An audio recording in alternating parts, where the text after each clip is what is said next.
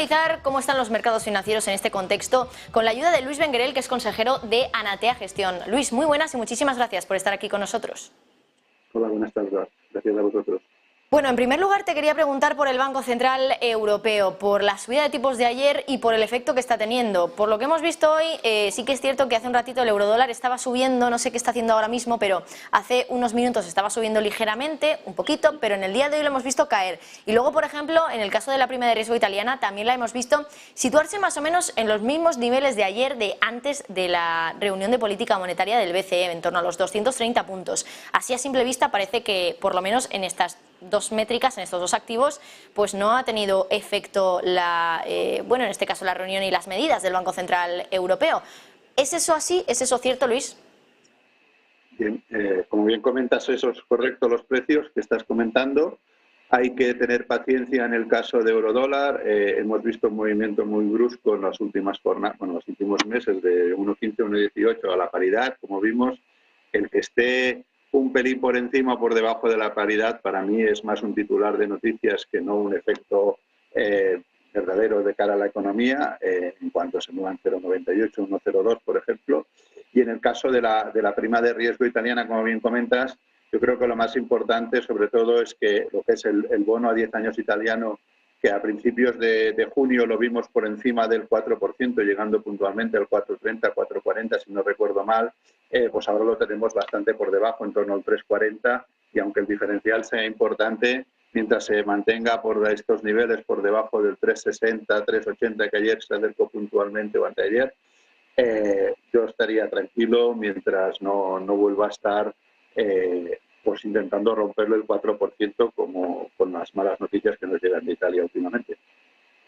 Luis, hace un ratito contábamos que Danske Bank, uno de sus expertos, decía que después de septiembre el Banco Central Europeo podía frenar las subidas de los tipos de interés. Me imagino que también teniendo en cuenta un poco el contexto económico que tenemos, en el que después también de los datos de PMI del día de hoy, de la eurozona y también de Alemania, pues tampoco sería tan extraño ver una recesión o al menos una contracción económica en la zona euro. ¿Crees que el Banco Central Europeo terminaría con las subidas de tipos en septiembre, que entonces podría ser la última subida de tipos que veamos en esta etapa de endurecimiento de política monetaria?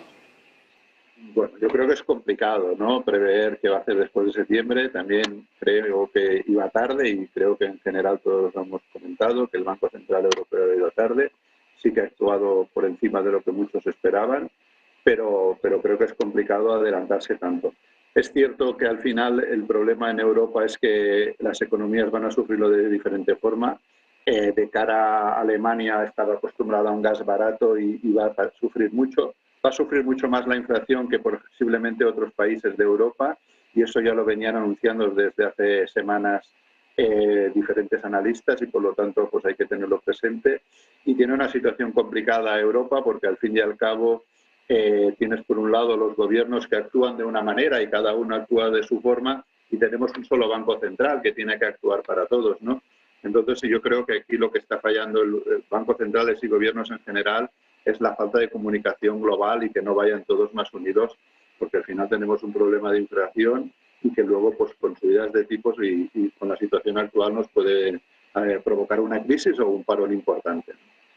Te hablaba también, Luis, de la prima de riesgo italiana, y mientras estábamos hablando ha llegado a tocar los 240 puntos otra vez. Hay que recordar que un nivel clave para el Banco Central Europeo, o eso dicen muchos, son los 250 puntos, que incluso lo califican como el umbral del dolor. Claro, no sé hasta qué punto la herramienta de antifragmentación que conocimos ayer ha servido en los mercados de renta fija y sobre todo en el mercado italiano, porque, como digo, estamos viendo de nuevo a la prima de riesgo cotizar en torno a los 240.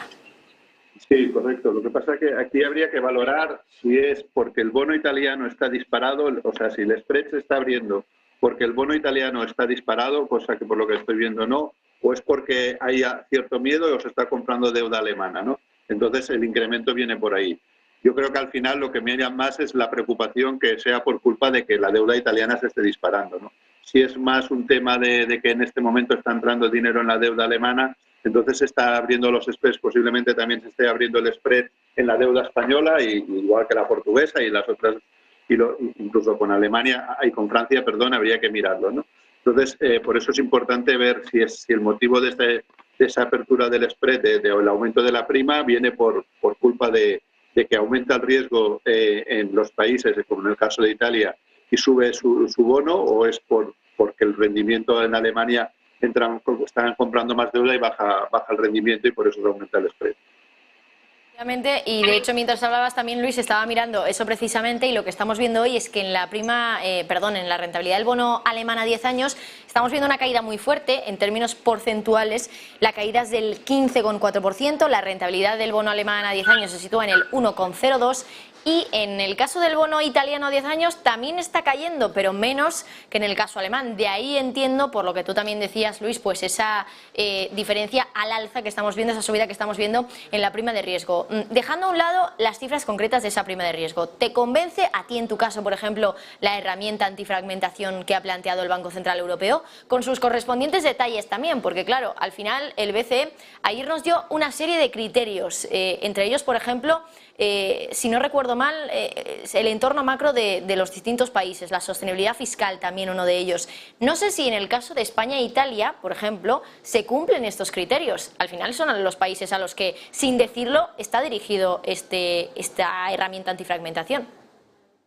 Sí, correcto. Es complicado porque es lo que estábamos hablando hace un ratito, ¿no? Cuando hablabas del BCE.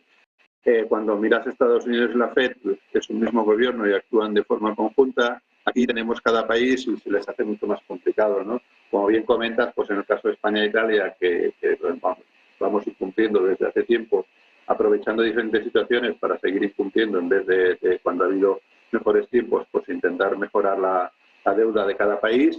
Y entonces el problema lo tenemos ahí latente. Y el problema del Banco Central Europeo es que tiene que jugar con países como España e Italia, que tienen este problema, o con países como Alemania, que tienen el problema de inflación también disparado. Y por ejemplo, si leías últimamente en algún comentario en Reuters o en Bloomberg sobre los años 70, que se hablaba de ello, ¿vale? Y se comentaba que, claro, en ese momento Alemania pudo actuar mejor porque tenía su propio, el Banco Alemán, el Banco Central Alemán pudo subir tipos para evitar eso, y en este momento estaban preocupados porque creen que les puede hacer mucho más daño que al resto de Europa, ¿no? Una inflación que sea duradera.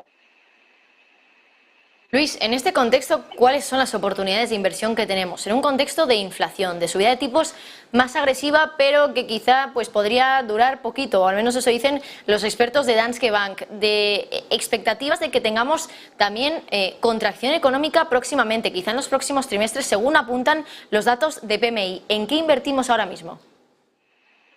Bueno, nosotros somos expertos en inversión cuantitativa, ¿vale? La suerte en la inversión cuantitativa es que nosotros lo parametrizamos con nuestros logaritmos y por lo tanto actúan de forma, lo que buscamos es una descorrelación con los índices, ¿no? Y sumar yendo descorrelacionados con los índices. Entonces esto lo que te da, sobre todo ya lo vivimos también en otras situaciones de crisis como el COVID, es una mayor tranquilidad porque ante esta volatilidad, como estamos viendo en los mercados y lo hemos visto también en materias primas como en renta variable, pues te baja la volatilidad en las carteras. Entonces lo que recomendamos pues, básicamente es estar bien descorrelacionado y no tener paciencia y tener paciencia, perdona.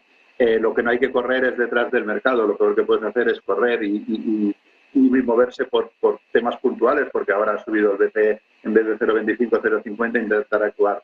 Básicamente tienes que tener paciencia, planificar las inversiones a medio y largo plazo y ser constante en ello, ¿no? Entonces, en situaciones tanto como hemos vivido de momentos de nervios, sea en materias primas como en divisas, como en renta variable, si ya tienes si estás parametrizado y estás preparado para un movimiento así, tomas la situación del mercado mucho más tranquilo que no en condiciones de estar encima del mercado.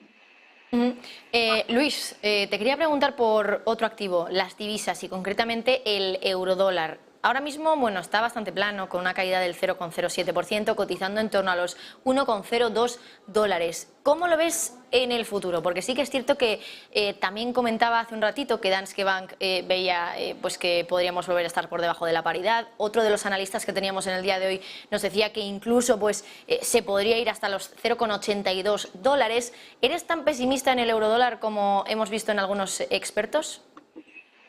El hecho, como te comentaba antes, de que valga 0,98, 1,02, 1,04, pues es el mercado en el intradía.